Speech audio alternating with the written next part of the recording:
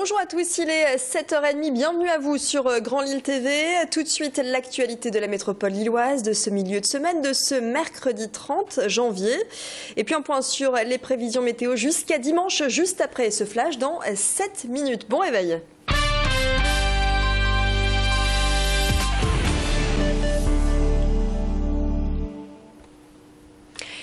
Des parents inquiets et une école bloquée à Lille Sud. L'école Richard Wagner pourrait perdre une classe. Le projet serait à l'étude au rectorat et entraînerait la suppression d'un poste d'enseignant.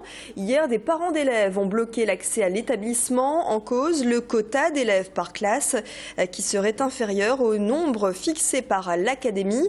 Cette mère de famille a pu rencontrer l'inspecteur d'académie pour justement lui exposer ses préoccupations. Je vous propose de l'écouter.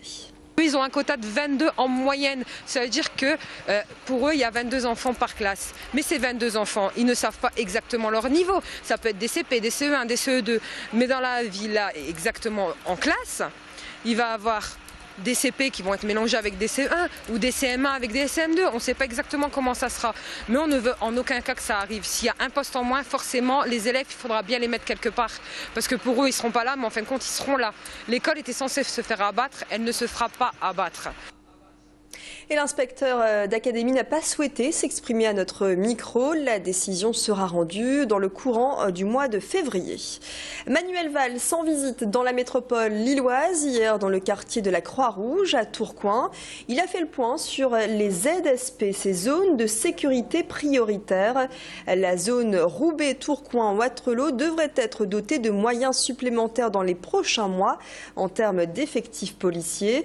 C'est une promesse du ministre. Manuel Valls a également rappelé sa fermeté à l'égard des Roms et des camps de fortune installés illégalement près de chez nous. Voilà des images signées Adélaïde Bollard. Le Forum international de la cybersécurité a fermé ses portes hier à Lille Grand Palais et peu avant, il a reçu la visite du ministre délégué à la Défense, Kader Arif, a rencontré les professionnels qui œuvrent chaque jour à la défense des entreprises, des institutions et des particuliers sur le net car la cybercriminalité se développe. Internet a favorisé les risques d'escroquerie et des mesures sont prises pour limiter les actes malveillants.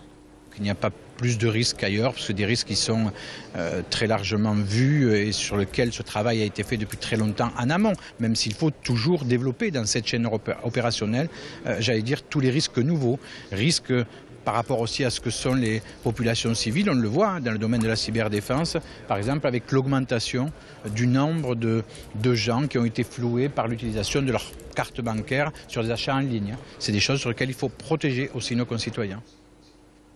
Et dans ce domaine, les smartphones, les téléphones portables nouvelle génération sont vulnérables. C'était le thème justement d'une conférence lors de ce forum international. Leur usage se confond avec les ordinateurs et pourtant, ils ne disposent pas d'antivirus natif pour les cybercriminels. Rien de plus facile que de s'introduire dans nos téléphones via des applications téléchargées ou des sites visités. Les dangers, usurpation d'identité ou encore envoi de SMS surtaxés. Il existe bien sûr des antivirus. La difficulté, c'est que chaque antivirus fonctionne différemment en fonction du téléphone. Donc il y a effectivement un certain nombre de solutions antivirales chez Android, qui est l'équipement mobile de chez Google. Dans le monde Apple, sur les équipements iPhone, iPad, c'est plus compliqué d'avoir des protections parce que Apple apporte des protections natives, certes insuffisantes, mais ils empêchent le fait d'avoir des antivirus qui iraient trop loin dans la protection du téléphone. Donc on va dire qu'il y a des disparités de protection. Il y a des solutions, mais pas toujours les mêmes et pas aussi performantes d'un téléphone à l'autre.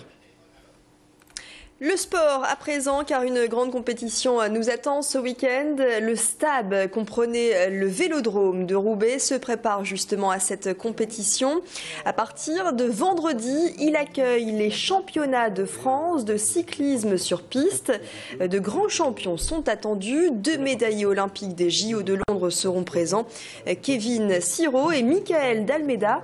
Ils avaient tous deux décroché l'argent à l'épreuve de vitesse par équipe. Le Vélo Club club de Roubaix, Lille Métropole, participera également à la compétition jusqu'à dimanche. On a bien sûr une équipe du Vélo Club de Roubaix qui est très présente, qui va être l'une des équipes favorites sur l'épreuve américaine. Une épreuve très impressionnante par équipe, par relais, souvent très mouvementée. Donc c'est vrai que les courses restent à faire parce qu'il y a toujours le risque de chute ou de problèmes techniques. Mais c'est vrai que sur le papier, c'est pourquoi pas l'équipe favorite pour cette épreuve. Donc une grosse chance de médaille. Et sachez que l'entrée est à 10 € pour admirer ce spectacle pendant 3 jours, de vendredi donc à dimanche. Vous retrouvez dans quelques instants les prévisions météo. Il est 7 h passé de près de 36 minutes.